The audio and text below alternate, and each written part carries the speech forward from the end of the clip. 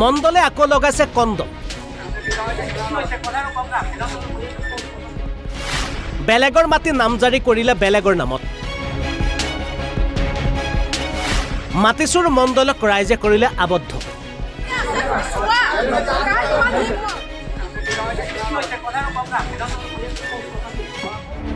ভিৰৰ মাজত সোমাই আছে কোনোবা এটা।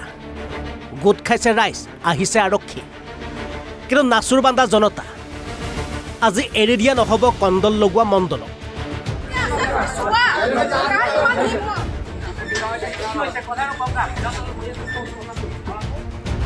পিছে কি কণ্ডল লগালে এই মণ্ডলে?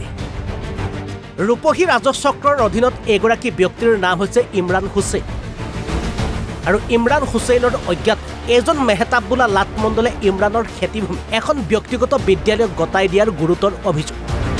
আমি সবে ঘৰত আছোঁ, জুম্মাৰ নামাজ আহি দেখিছোঁ মণ্ডলে মাটি জোকমাক কৰি আছে। মই সুধিলোঁ যে এইটো কিয় জোকমাক কৰি আছে। তাৰপিছত কৈছে এই মাটিটো হাইবুৰে ৰেজাউল কৰিমক দলিল কৰি দি দিলে। এইটো এম্বিশ্যনৰ যিখন জুনিয়ৰ কলেজ আছে তেওঁৰ এই কলেজখনৰ প্ৰতিষ্ঠাপক ৰেজাউল কৰিম হয়। তাৰপিছত আমি সুধিলোঁ আমাৰটি কিয় জোকমাক কৰি আছে। এইটো মাটি লিখি দিলে, এইটোত স্কুল আছে বুলি লিখি দিছে। তাৰপিছত কৈছে এইটো দেখোন আমি বড়ো ধান খেতি কৰি আছোঁ, আমাৰ মাটি, আমাৰ হক সত্ত্ব, কেনেকৈ লিখি দিব এইটো। এই তথ্য ইমৰান হুছেইনে লাভ কৰাৰ পাছত এগৰাকী লাট মণ্ডল মেহতাবক স্থানীয় ৰাইজৰ সহযোগত আটক কৰি ৰাখে এনেদৰে। 7 কাটামান মাটি এইটো চক্ৰান্ত কৰি পেলাই, জালিয়াতি কৰি পেলাই হাবিবুৰ ৰহমান পিতা আবুল হুছেইনে লৈ গৈছে। মণ্ডলৰ লগত গোপনে কিবা লেনদেনৰ জৰিয়তে লৈ গৈছে।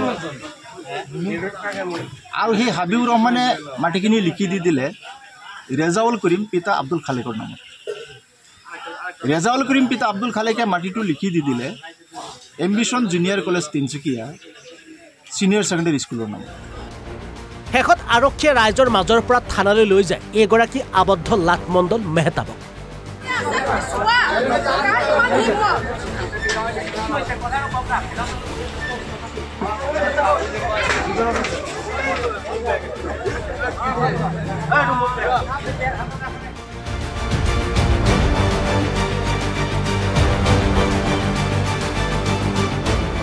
জুৰিয়াৰ পৰা সাবদাম হুছেইনৰ ৰিপৰ্ট, অসম লাইভ 24।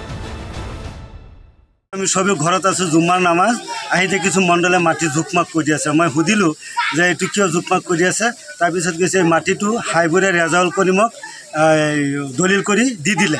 এইটো এম্বিশ্যনৰ যিখন জুনিয়ৰ কলেজ আছে তেওঁৰ এই কলেজখনৰ প্ৰতিষ্ঠাপক ৰেজাউল কৰিম হয়।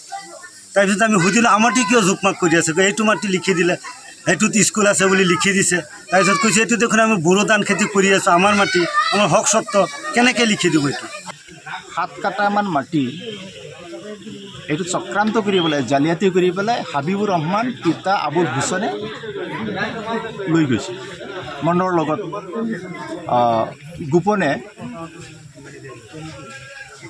কিবা লেনদেনৰ জৰিয়তে লৈ গৈছে। আৰু সেই হাবিবুৰ ৰহমানে মাটিখিনি লিখি দি দিলে ৰেজাউল কৰিম পিতা আব্দুল খালেকৰ নামত। ৰেজাউল কৰিম পিতা আব্দুল খালেকে মাটিটো লিখি দি দিলে ambition junior college Tinsukia senior secondary স্কুলৰ নামত।